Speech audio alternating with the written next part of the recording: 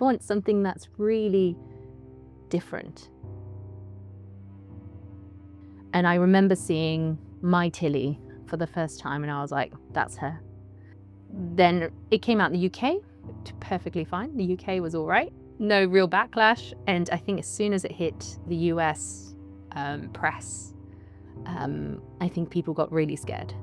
My purpose was to play and experiment and see what I can do with this tech.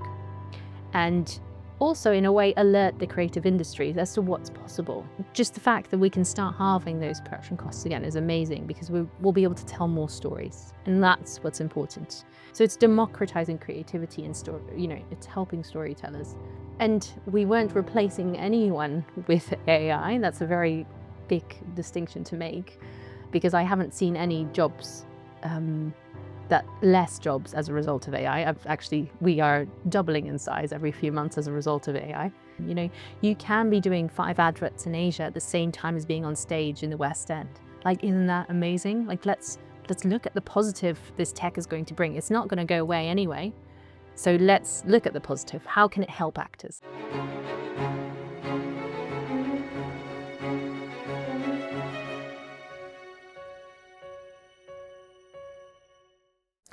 This week, Eline Van Der Velden. Lovely to have you here. Nice to be here. So, to begin this, there has been some controversy, but today we want to really have a proper conversation, an educated conversation on who you are, what you've created, what you're aiming to achieve, what you have achieved already, in a fair and balanced manner. So to give those watching some context, who are you and what's your background? Gosh, so I was born on a very small island called Curaçao, Dutch island in the Caribbean.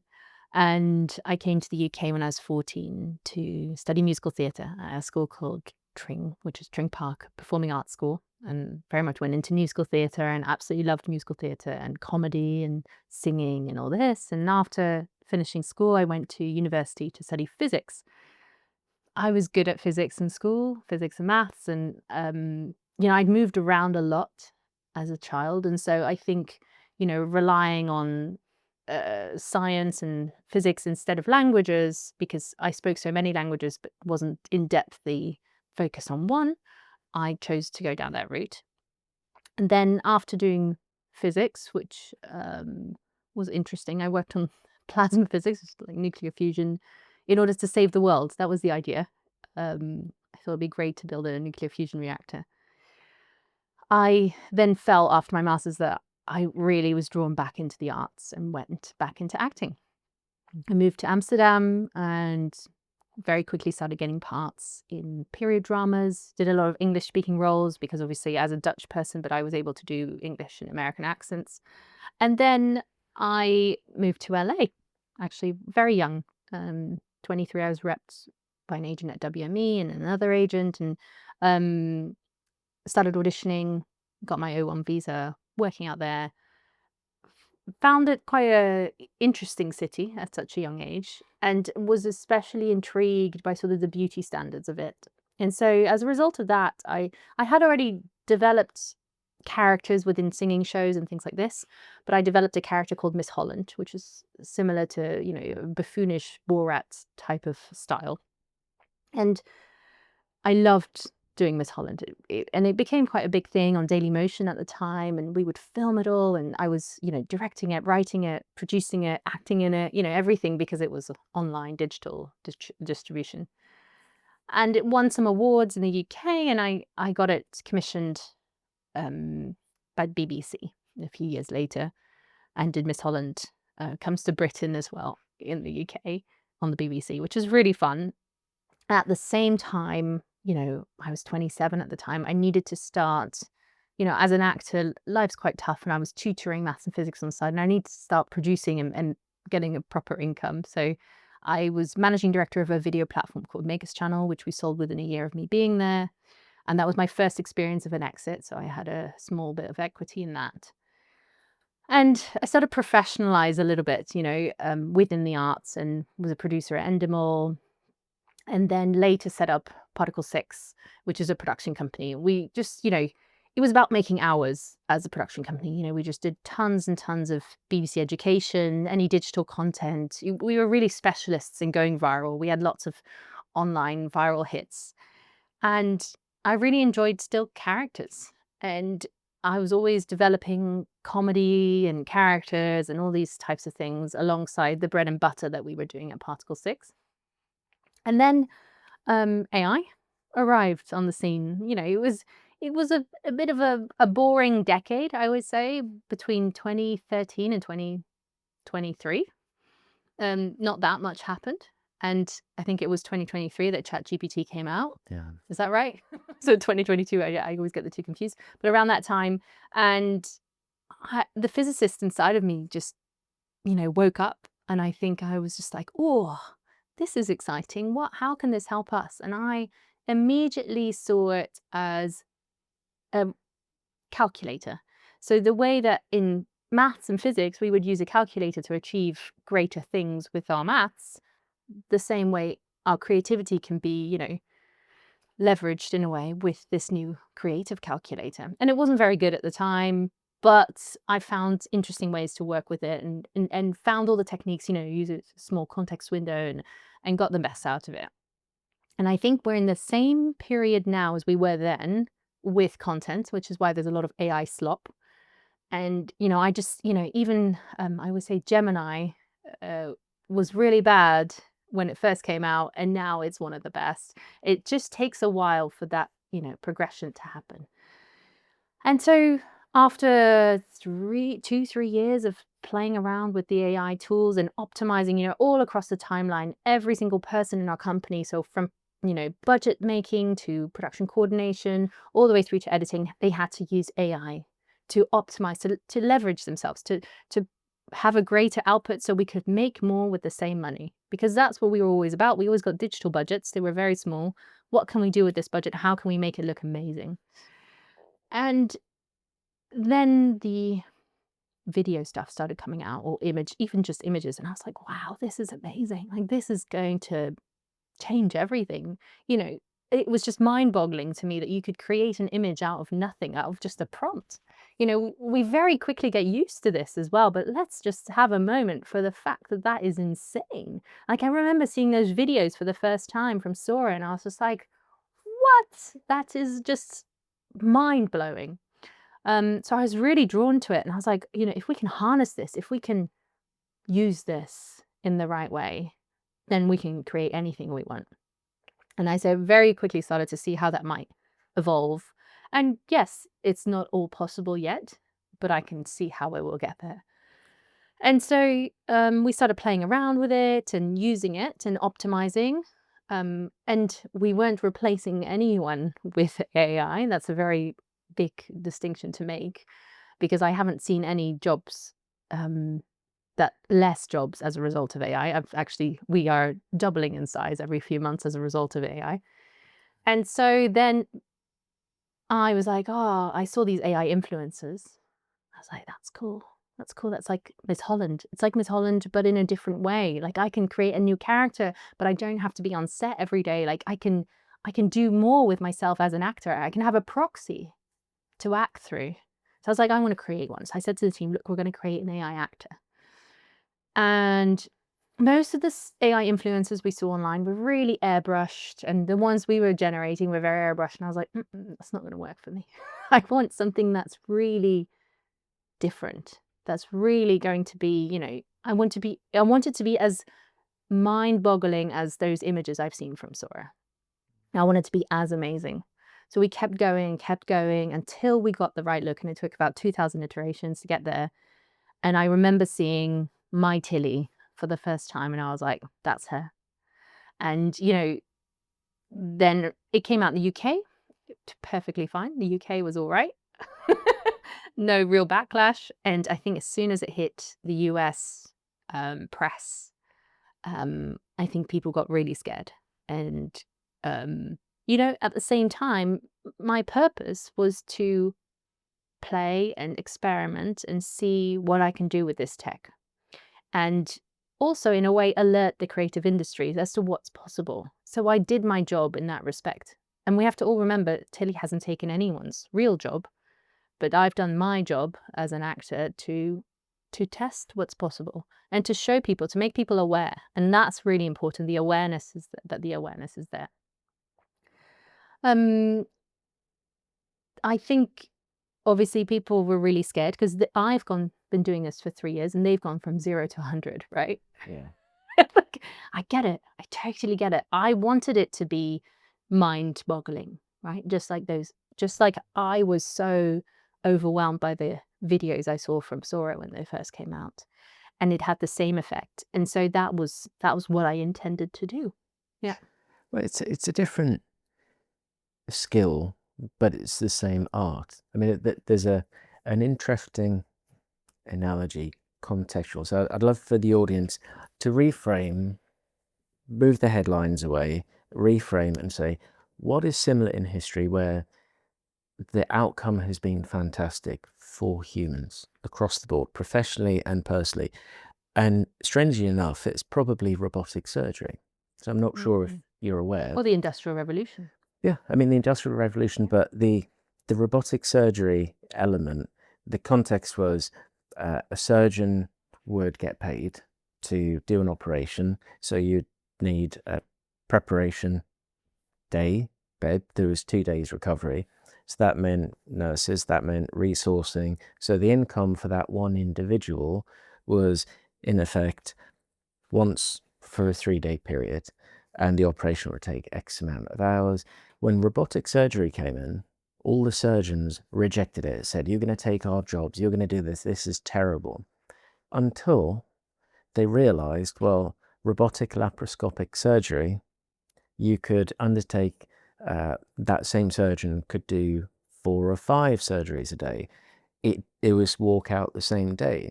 You didn't need the resources for massive wards to have so many people. The outcomes were better. The speed of care was better. The amount of income for surgeons was better. And after one surgeon started doing it, the others who were the most anti-surgery, you could imagine, or anti-robotic surgery, suddenly went, hold on. And then they changed the entire thing. I believe that was a hospital in Los Angeles. That's a great story. Yeah, it was the same with radiologists. I think they thought we won't need radiologists anymore because AI can do it now, but they forgot that actually more people will get the treatment and they'll get the scans done, and we need more radiologists as a result to just filter through all the stuff. Exactly, and bringing it back to filming, entertainment, the creative arts. I mean, as a filmmaker myself, around the time of the pandemic, it was extremely difficult to make anything. I'm aware of 2 productions. One, a friend who managed to pull off making a film pretty much in her house. And we loaned out 2 of our production staff because people were sitting there, everything had shut down, and they went to work on a Russell Crowe film for a few months. But the amount of people that were involved, the restrictions, only people with a massive budget could attempt to do something. Most of the producers, all the majority of crews, people in every walk of life, set designers, well, they didn't have any work. That industry didn't come back in the same way. There was massive damage to the industry as a general rule worldwide. And I mean, I'm talking from the context of this country, and trying to rebuild from that, knowing also because of streamers, the transition of how films and productions were financed, how things were actually created. There was a massive change occurring over a long period of time anyway, really instigated and impacted heavily around the pandemic. So suddenly there's a lot of people with incredible expertise who are going to work as checkout assistants, years of experience with incredible films, unable to work. What you've been working on, the approach that you've taken, it's almost a disservice to put it down into a headline and not look at the wider picture and the context of what it could do, the opportunity that it could bring. Yeah. Because if we're going to be honest about what has happened to this industry, of course there's a lot of fear and Yeah. And depression about what has led up to it. But to dismiss all of that and go straight to one point, I think I wanted to give you the yeah, chance to. people are missing the opportunity, which, you can look at anything a half glass full or half empty. Mm, And look, it's meant that my life as an actor carries on after the age of 40, right? Because I can act through this new vehicle. It's a storytelling vehicle. What the unions are protecting is the ability of human creativity being seen on screen in the form of a character created. I don't see there is any difference between what I'm doing to creating a character that's visible on screen and using that as a vehicle for storytelling. And so I think we've been approached by lots of actors, but more actors will start to do this. More actors will want to be a younger version of themselves or a different version of themselves. It might be an older version of themselves. I don't see it as very different to Walt Disney creating Mickey Mouse. yeah. It's a human creation. Tilly Norwood would not exist without human creativity and without me as a creator. She would simply not exist. And that's the big thing that people forget. And they think it's like one button that you press and that's it. They forget there's a whole, creative process that you go through. Well, that creative process, I mean, I'm aware of it, but in the same way with music, the majority of people in the world will listen to music, which is the net result. They're the customer. To actually be a producer, producing music, the years of effort, the amount of people, even by the time you launch and release, you're probably talking a team of 50 to 100 people working on all manner of different skill sets.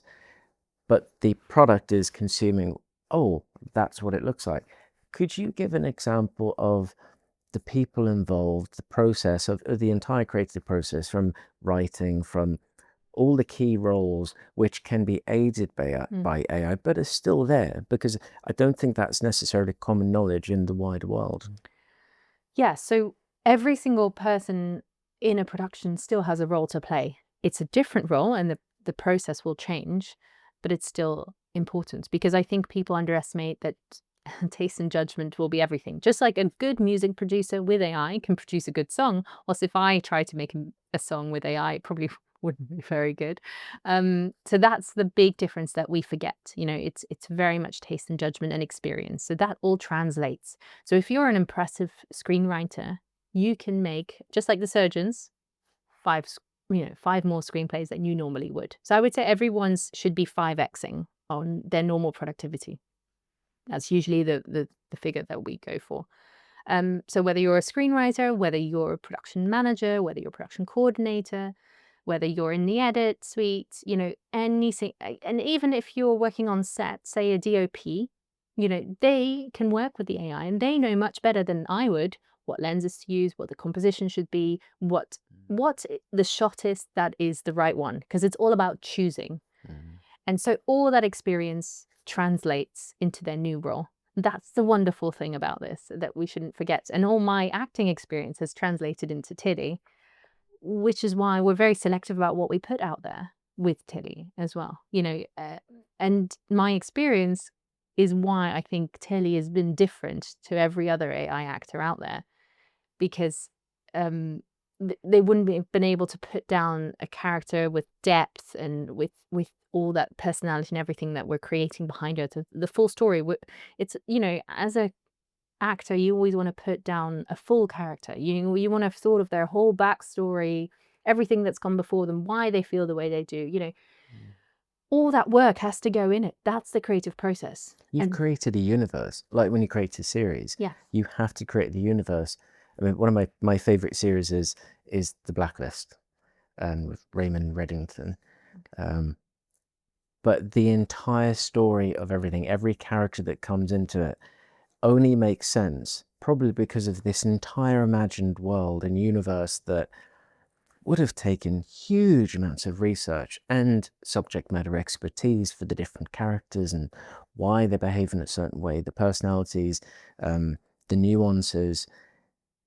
I think that's something that people need to really appreciate in the creation of the product Yeah. of Tilly. People also get confused because they think that it's, oh, we're taking this actress's eyes here and this mouth of that actor, and because there's been some statements out there that we've trained on, real actors' work. Like, that's not. Firstly, we haven't trained on any data. That's not what we do. We've just used publicly available tools. Now, I don't know what they've been trained on. That's fair enough, but let's assume they've been trained on publicly available data. Um, and so what happens in that system is it's the black box. So humans don't completely understand, right, what goes on. But it's learned, it's probably not actually looked at many actors. It's probably looked at, just human beings. And it's learned what a brunette or a blonde woman looks like to a certain extent of a certain, age. And so it starts to slowly denoise, and add more depth and detail to it. And so we have used about 10 different tools in order to get to the final Tilly, because, we're always adding more detail, more depth, more imperfection, more, real personality. So there is so much work that went into creating the final Tilly that we approve, and then she was morphing for months. So, Tilly has kept changing still until we were like, "Oh, I think this," in about October this year, or November even, we were like, "I think we've got a stable version of her now." So she was ever changing this year. Even in many of the original videos, you can see that she doesn't look the same in most of them. And so I don't think, we can really say that she's a replica of any specific person, just because of the amount of human effort that's gone into there. Also, we are super, as an actor myself, and I take copyright really seriously. And so we would never in our prompts mention or reference any copyrighted material. Whilst I know there are other people out there that will reference, specific writers or directors or visionaries or actors. Like, we would never do that. The whole point was that we didn't want to do a deep fake. We wanted to create an original. Well, this is an interesting differentiator. And again, the education in the public domain. You've got your experience in physics and AI as an actress, as a producer, and from the comedic element, the writing element. These are all probably nuances that perhaps some of the general public are aware of certain elements, but from an education standpoint, and we see this across business AI. So people think, like, we built the LGM, there's vision language models, there's large language models, there's all manner of different utility and different functions of artificial intelligence. AI as a phrase doesn't really mean anything. It's debatable. I mean, if you look at it from OpenAI's standpoint with their deal with Microsoft, like AGI is defined as reaching a commercial revenue point, and that's a human-made mathematical thing. The generalization of AI, well, that's what it is. Well, no, it isn't, because if it's used on a drone, then it has a particular function. If it's used within pathology and you're looking for potential cancer, if you're using it to summarize executive reports based upon something within the markets, this entire idea that it's all the same is completely wrong. Mhm. So if we look at the fundamental building blocks and really look at the entire process and say, well, what are you trying to achieve? What comes into it?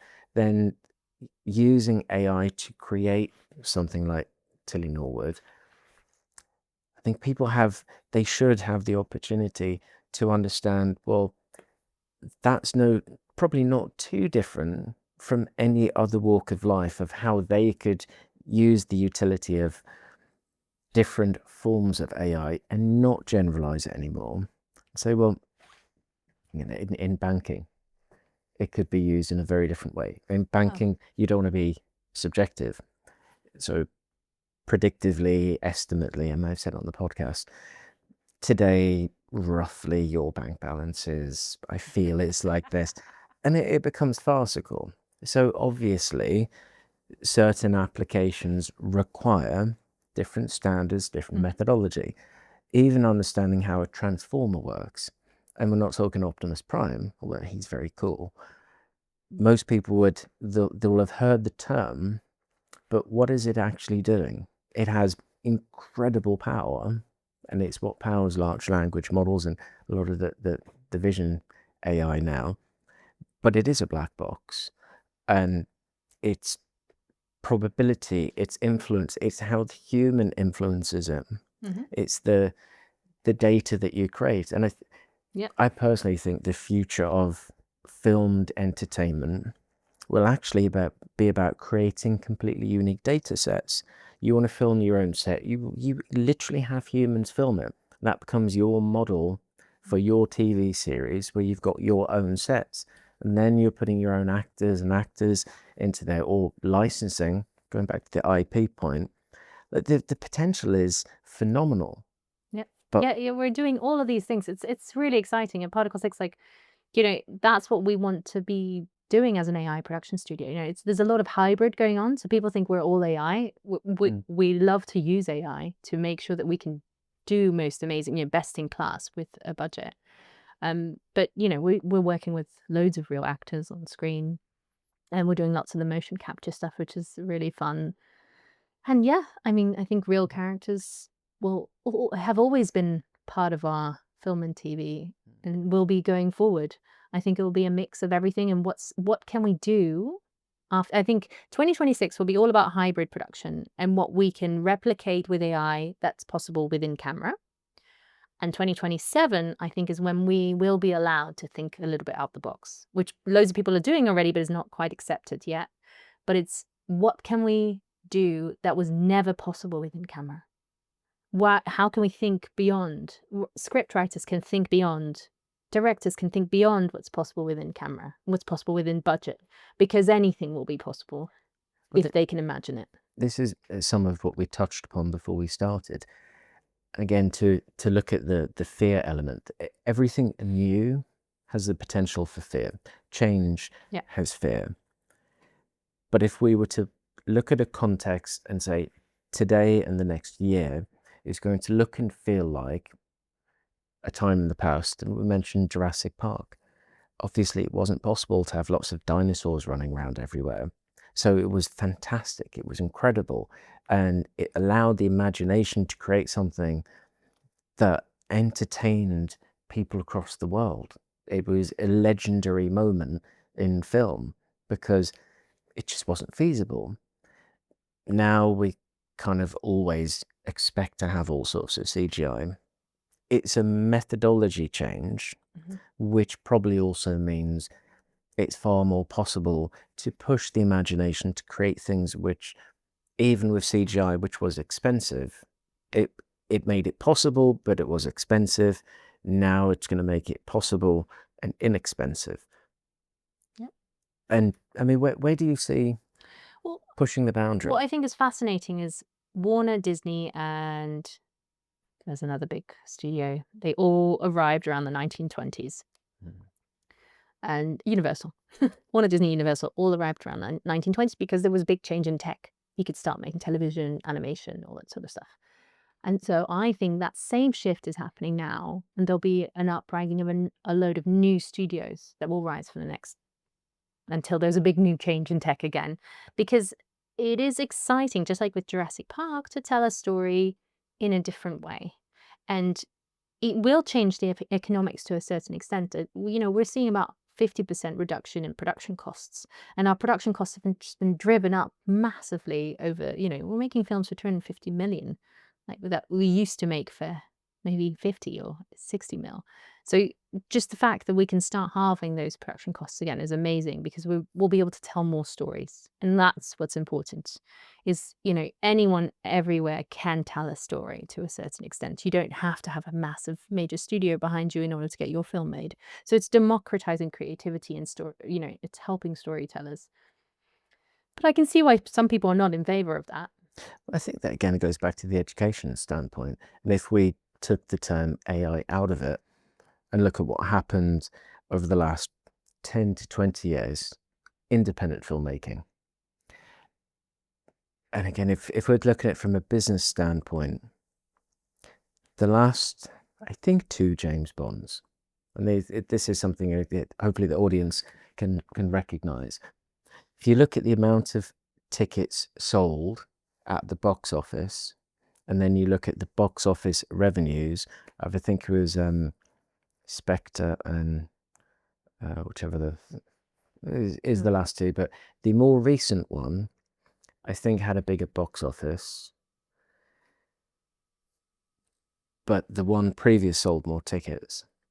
So where does the box office come from? The cinemas. And if you look at the amount of cinemas that exist, obviously you had Odeon, Cineworld, a lot of these companies nearly went bankrupt, at least technically shut down in many ways.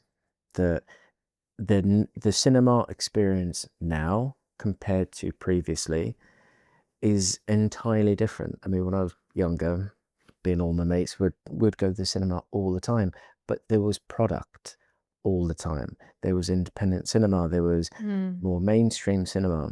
Now we get very, very big budget blockbusters. We didn't have streaming platforms before. That changed the landscape as well. Yeah.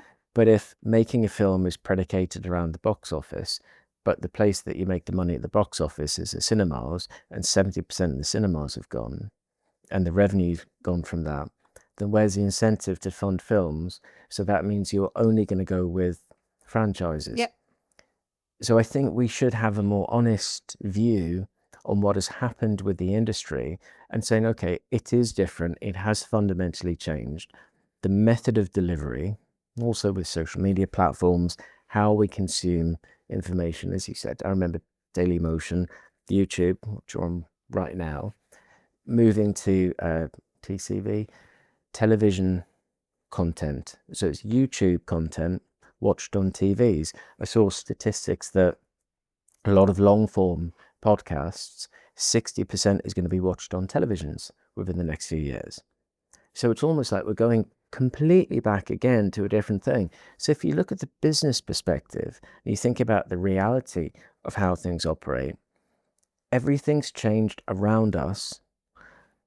We have the opportunity to make independent content accessible, which wasn't accessible to many people before, because all of those circumstances have combined to create a scenario where only the very few can get their films made.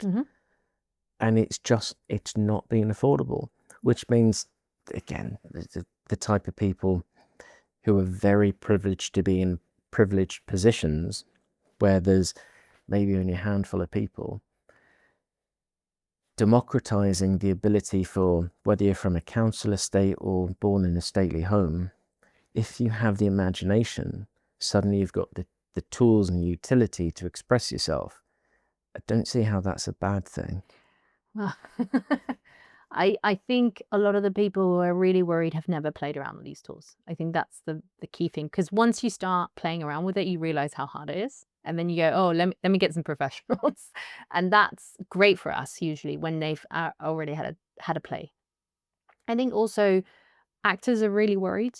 They've also not had a play. They also haven't understood that it's a very creative process to try and make something with AI. And I'm also seeing the positive for actors. You know, they've never been scalable to the same way that other people might have been able to make themselves scalable. And this is the first time that they can. You know, you can be doing 5 adverts in Asia at the same time as being on stage in the West End. Like, isn't that amazing? Like, let's look at the positive this tech is going to bring. It's not going to go away anyway.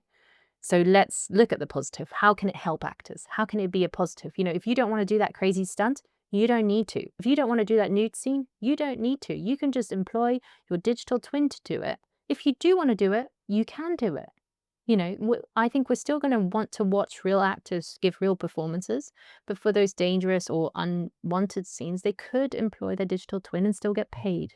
This is also really important. Like, there needs to be consent for all these things, and there needs to be proper compensation. And so I'm really coming from the actor's perspective here. Like, I am, you know, I feel a real kinship with actors. I was an actor. I'm still acting through Tilly in a way. If you want to be an actor and, you know, act a certain part that you would never get cast for, you might now be able to, because you could do motion capture where you play a big bad wolf or a villain.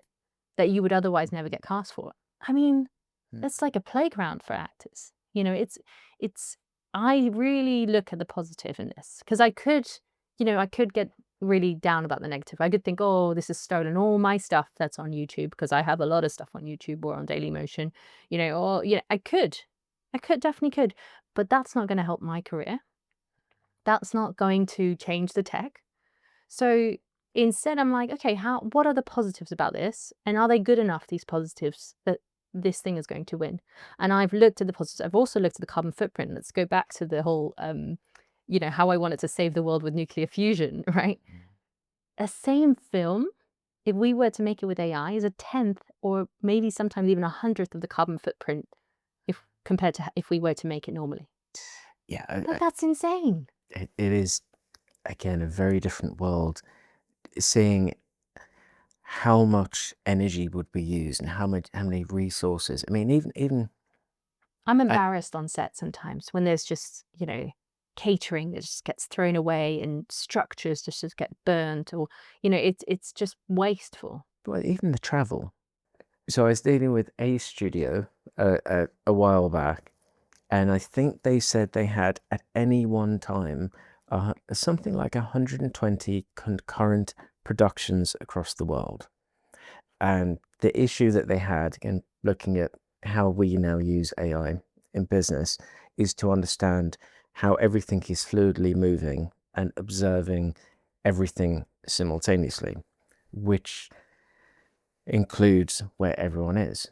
Now, if you've got 120 productions and you're flying out 150 people, but between 20 and 150 people, but you don't know which crew are coming until an hour before they get on the flight, but you're responsible for their health, safety, well-being, and security across planet Earth, probably in circumstances and situations which are dangerous, ranging from war zones, or whether they could be civil unrest, or there could be hurricanes, there could be any natural disaster, then it's literally playing with fire. That is a scalable problem, which is near impossible to deal with.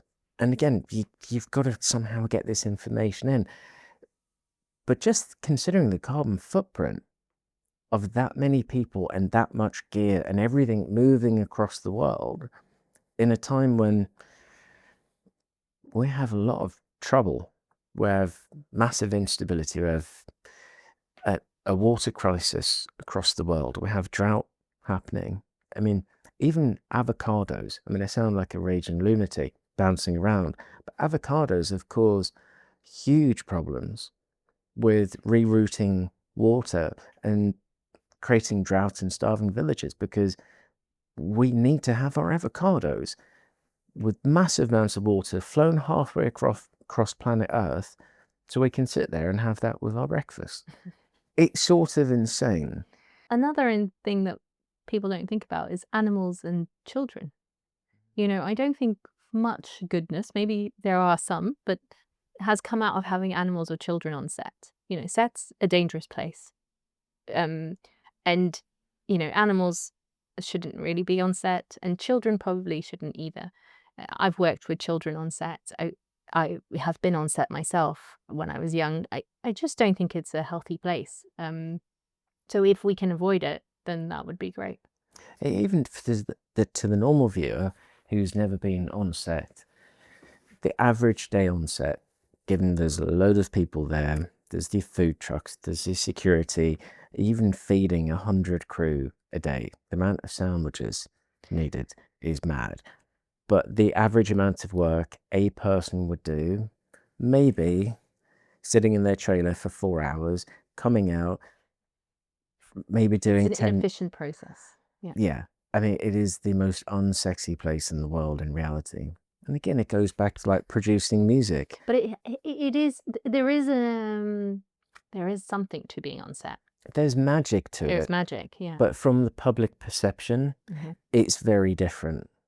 Even the big studios I've worked in, one with some very famous people is next to a concrete family.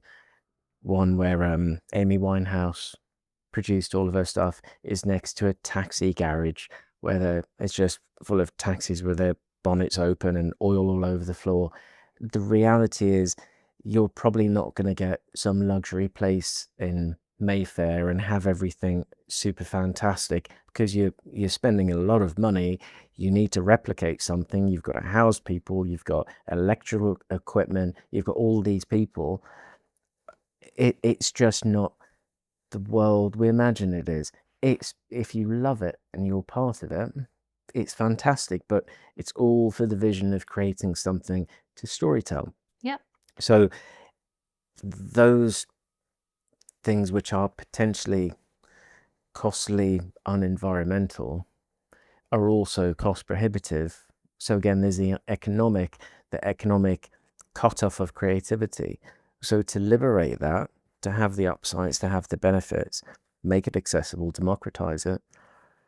And look, I still think we will work with real actors. I think we will still have sets, but we can make it more efficient, right? So, because not everyone's going to want to watch full AI films. That's the same as watching Marvel or an animation, in my opinion. If you're watching a full AI film with AI characters, that's the same as animation. But if you're going to want to watch real actors, we can do that in a studio like this. We could have the real actors act. A lot of Marvel films get made like this already with a lot of motion capture. Or we can make the whole process on set much faster. So say the actors will come on set like a play. They'll rehearse for 3 weeks and record everything in rehearsal, and then they can go on to do another film and another film. So they'll be doing many more films a year than they were before, and they will be hanging in their trailers for hours and on end waiting for things. It will be a different experience, I think, as more and more AI comes into normal traditional film and TV. But I do think people still love real actors, and I think they still want to watch them. I do think that. Absolutely. I mean, or a digital twin of them, but acted out through the actor. It's a concept which I think is, again, applicable across many sectors and making this universally relatable. So professors we work with, we know many leading professors, and it's a shame that so many people, we talked about it before, Richard Feynman, my most favorite human ever to have lived. I would have loved to have spent time with him. I'd love to have a version of him playing. I can create that for you. Well, that would be great. Playing bongos and all the crazy stuff that he used to get up to, but just how he would think, just as a backwards and forwards, having the accessibility to many people who otherwise wouldn't get the opportunity if he were also still alive. Sadly he's not, but for anyone who is alive, and it's a context of the actor as well, it would be fantastic to have the upside, to have access, but it would also massively increase the value of the actual human. It's why, again, people don't really think of this, but why do you go to a concert? You can get all the music on Spotify or any of the other platforms. All the music that we listen to is accessible. So why do we go to a concert? Well, they used to think that, all concerts and live performances would go away with recorded music, right? They did. And the net result in reality, the different value of the human experience, because people often don't think about it, but you fall in love with the story of the individual. You may love the product, the music, the acting, but you fall in love with the backstory, the character, the personality. There's an actual relationship. And obviously we do have access to digital product all of the time, but it really does enhance the physical product, the real product. People don't remember or talk about the time that they were at home and the TV was on quietly in the background and they put on a track on their computer and go, oh, that moment. But if you happen to bump into someone on a tube or wander past them in the street who has been an artist or is a creator, you remember that. And especially if they say hello to you, it's the coffee story, the tea story, the moment that you met someone who you love what they've created, that becomes a story. But why is that you weren't even listening to the product or seeing the product? It's just that recognition, that physical moment. People love to feel something, right? And I think music makes you feel something. And so you then want to go and watch them in concert to feel the same thing, but in a different way, right? That's the whole point of it. And I think the same will be with acting. So I think the West End will have a huge renaissance, by the way. So say you have a show, let's say Stranger Things. Well, And that's like the concert version of the music, isn't it? yes, yes. And we're all gonna, we fall in love with the TV show and then we want to watch it again in a new form and feel the same thing in a different way. If there had been a theatre show of Succession in the West End, I would have gone to see it. Everyone would have. Everyone would have. Or the White Lotus. And isn't that's amazing? Like, why we should do more of that. Yeah. And employ more actors, because I think everyone would go see it. And I think people would then get a better idea of the process, even the writing. Like how much time and energy is put into imagining the universe, the story, the relatability, the words that are going to come out of the characters' mouths, before you've even looked at a set or anything else. There is a huge amount of work. Oh, it's fabulous, and I'm so pleased to be working in the creative industries and to be part of it and to be allowed to create stuff for my job is just such a wonderful thing. I feel so privileged. And the fact that we're now, in a position where we're, creating these personalities for all these characters and doing that for this whole universe, and it's like an actor's dream. It's a creative dream. And yeah, I just think just because we use AI as part of that tool set doesn't take the creativity of us as humans away. Like, that's a huge thing that people think, that just because you have touched AI, it's suddenly no longer creative. And that's a huge misconception.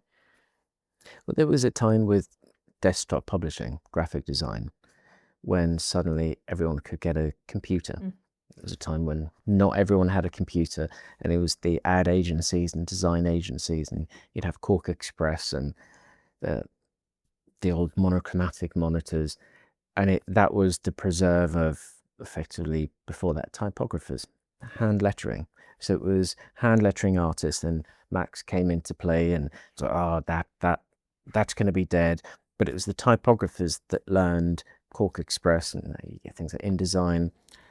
But then everyone could get a home PC, and all of a sudden everyone said, I'm a graphic designer. No, everyone had the tool that a graphic designer could use, but very few were very good.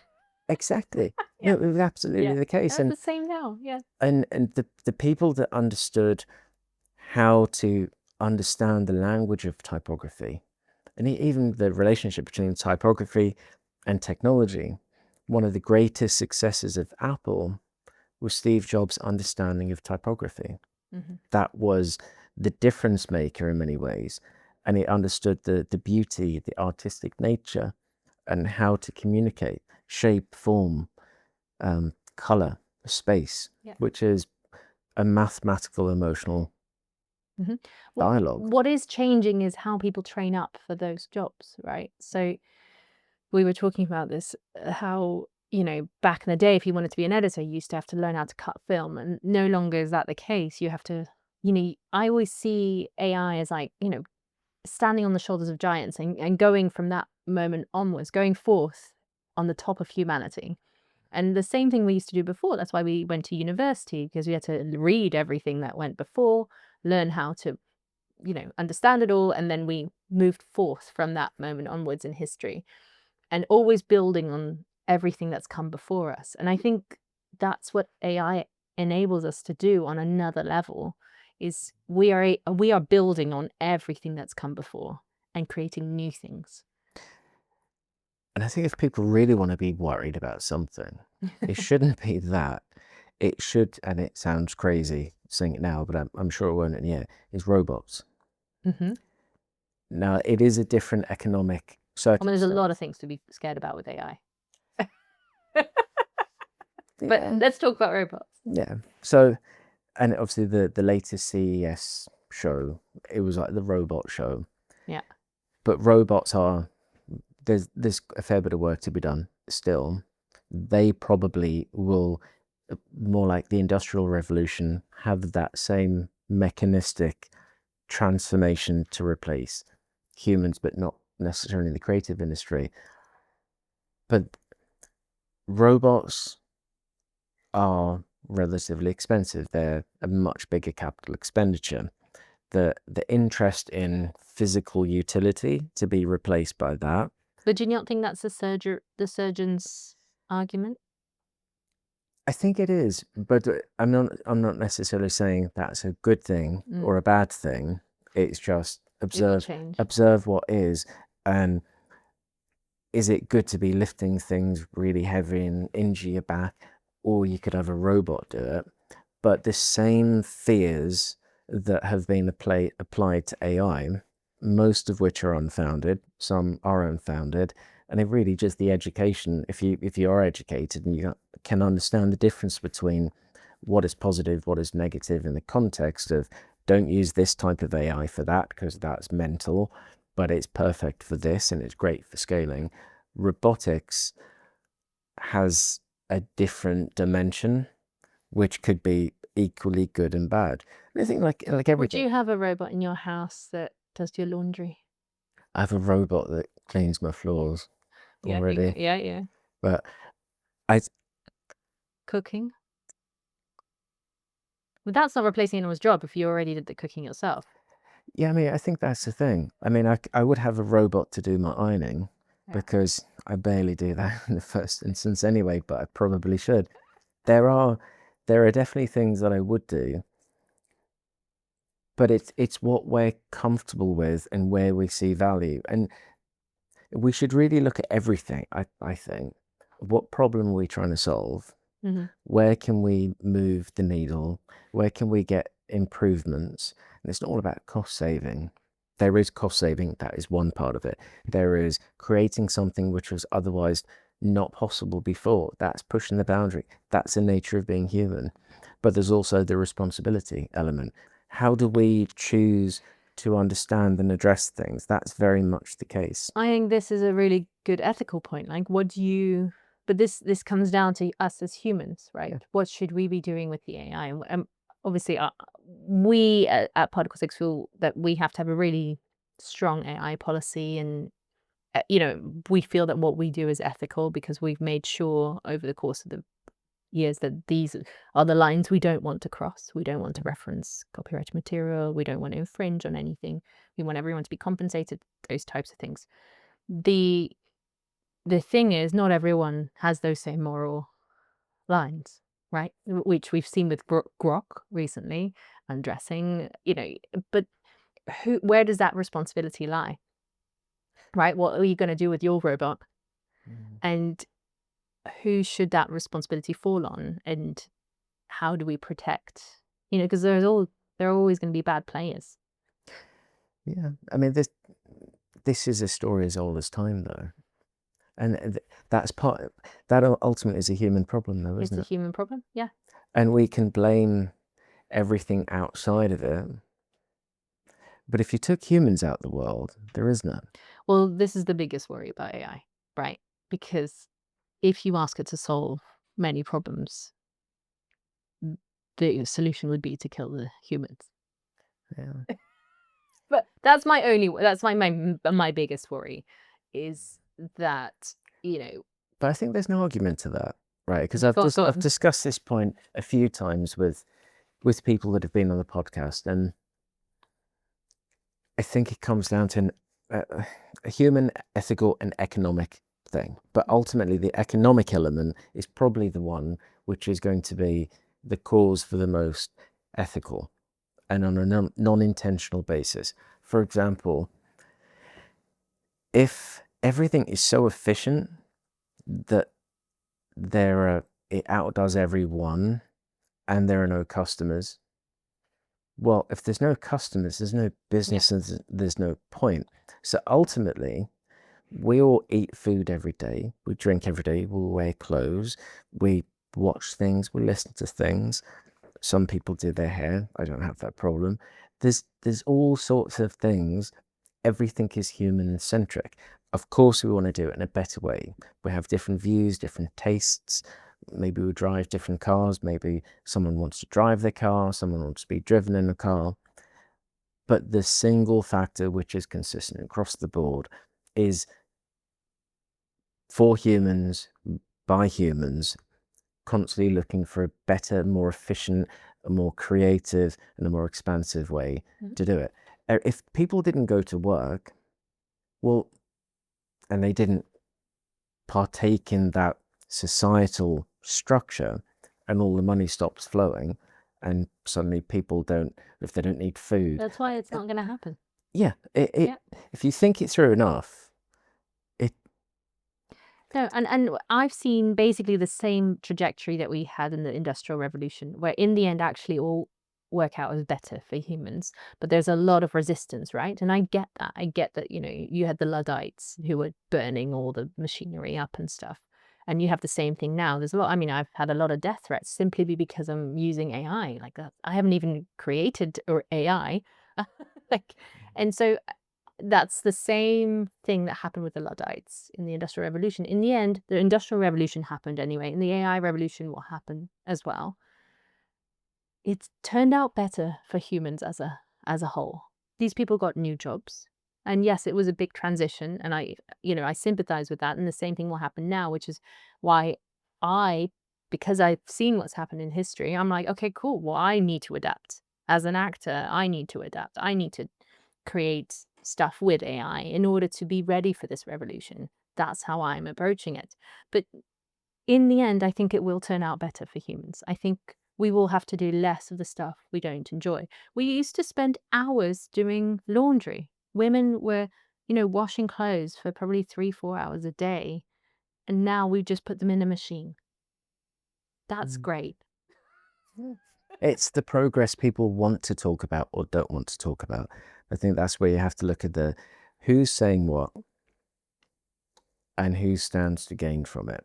And I think the creative world is a little different. Most of the world is different, but if we look at the AI narrative driven by a handful of people, and I've said it on the podcast, I'm not going to name names, but their narrative is based on what they're selling. Yeah. Therefore, they're not going to adapt the narrative because they're selling what they're selling. Creativity and the opportunity is to say, well, we get what you're saying, but we think there's a better way. That's not really on the table for the general narrative for economic reasons.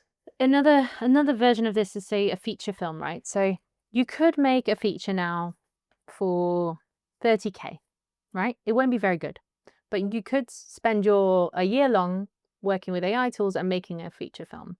Now, that won't be a very good film for 30K. And the reason why things cost more than 30K for a film is because we want an expert on every single level of a film. We want a costume designer, in our case, working with AI.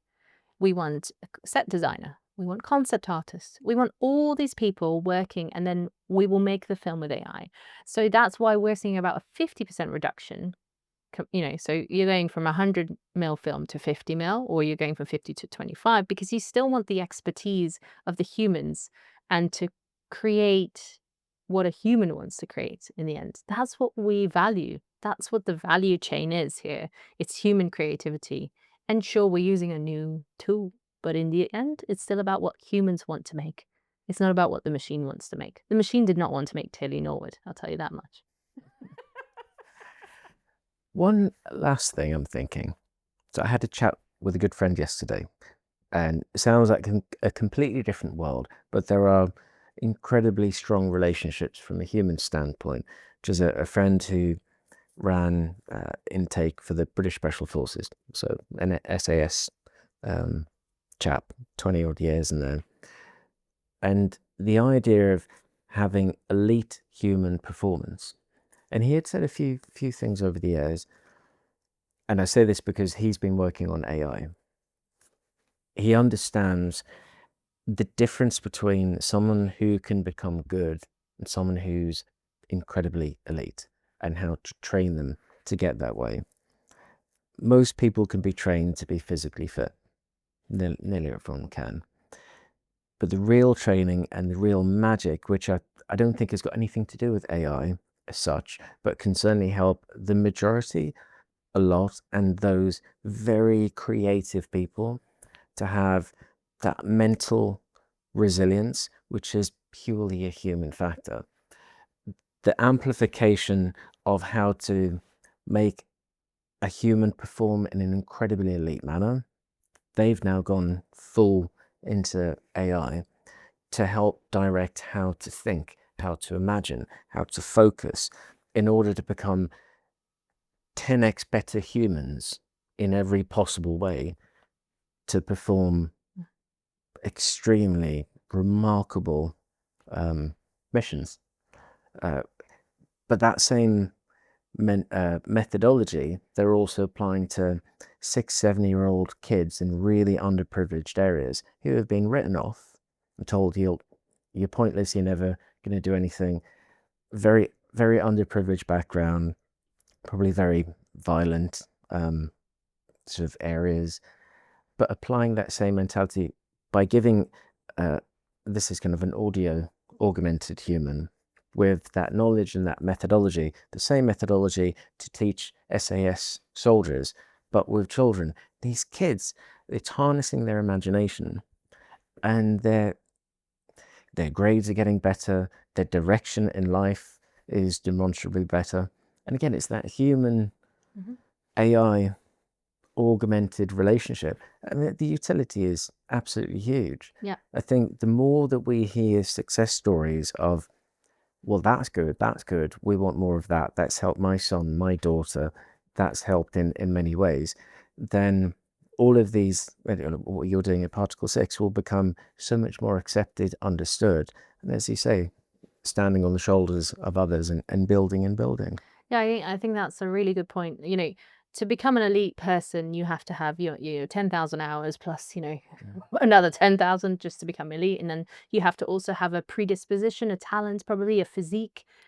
I think that same thing goes for creativity, right? You still have to have all those things. And then what we're doing on top of that, so say an elite, athlete is training specifically in rowing or whatever it is in order to get to that absolute point. We are training ourselves and use AI tools in order to get to the absolute best in class. And it's the same method and path to walk as humans. We just have to go beyond. I think that is a very hopeful future, and I think it's a fantastic work you're doing. So, Thank you. Eline, thank you.